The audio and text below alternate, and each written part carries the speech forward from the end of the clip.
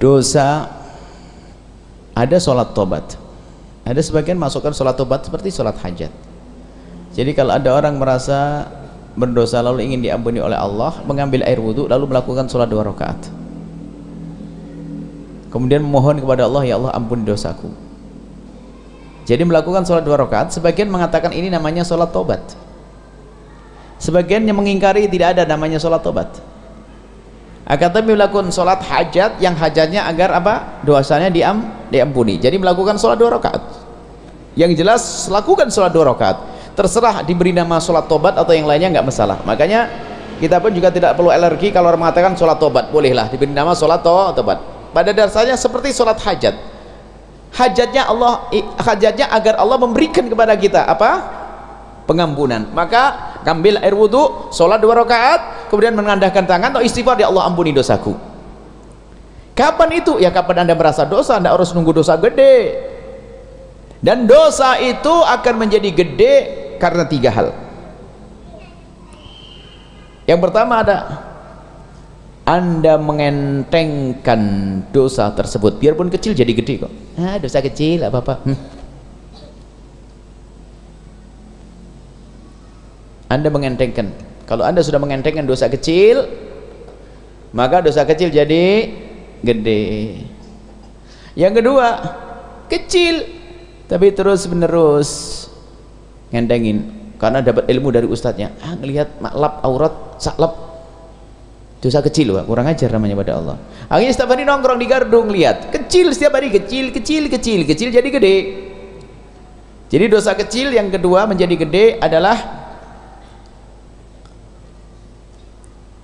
dosa kecil menjadi gede adalah kalau kita terus menerus di dalam melakukan dosa kecil. Yang ketiga adalah akan menjadi gede karena pelakunya. Kalau seorang yang dia punya ilmu, orang ahli sholat, ahli kebaikan, dia melakukan dosa kecil, lihat jadi gede dong, dia tahu ilmunya kok ngelanggar, kan begitu. Maka dari hal ini orang-orang awam lebih enak. Tapi orang yang punya ilmu, biarpun kecil lah, kamu punya ilmu jadi gede. Contohnya saja dah, misalnya, mohon maaf, semoga Allah menjaga kita semuanya.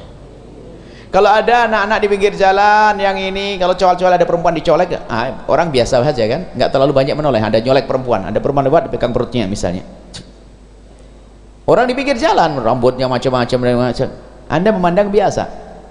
Tapi kalau ada seorang ustadz pakai imamah begini lalu di jalan colek begini, gimana kira-kira? Ayo,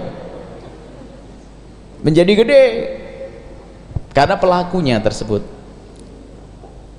Makanya orang harus tahu, kalau dosa kecil bagi Anda tetap Anda anggap kecil, berarti Anda tidak besar, orang kecil Anda. Tapi di saat Anda melakukan dosa kecil kok Anda merasa takut, biarpun kelihatannya di mata manusia Anda rendah, tapi Anda mulia di hadapan Allah. Makanya kalau orang menganggap dosa kecil-kecil terus, berarti Anda kecil di hadapan Allah. Dosa kecil nyesel, masa nunggu sholat tobat nunggu dosa gede. Tidak dosa gede tidak pernah sholat tobat nanti. Nggak begitu caranya. Nggak tahu dari mana itu. Jadi tetap saja cara bermohon ampun kepada Allah bermacam-macam caranya. Di antaranya dengan bersedekah, di antara dengan melakukan sholat, kemudian istighfar. Itu adalah cara agar diampuni dosa kita oleh Allah. Jadi tidak harus nunggu dosa besar.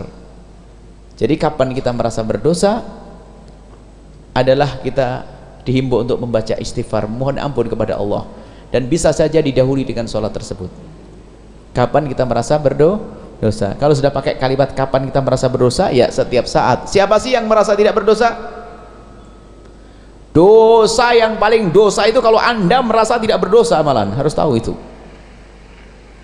Kok bisa ada orang, ya Allah dosa apa saya kok sampai saya diuji kayak begini? Dosa apa? Banyak dosamu, ngomong dosa apa ini? Bagaimana ini? Maka dosa yang paling dosa adalah di saat Anda tidak berdosa, berarti harus sholat istighfar yang banyak lagi. Semoga Allah mengampuni kita semua.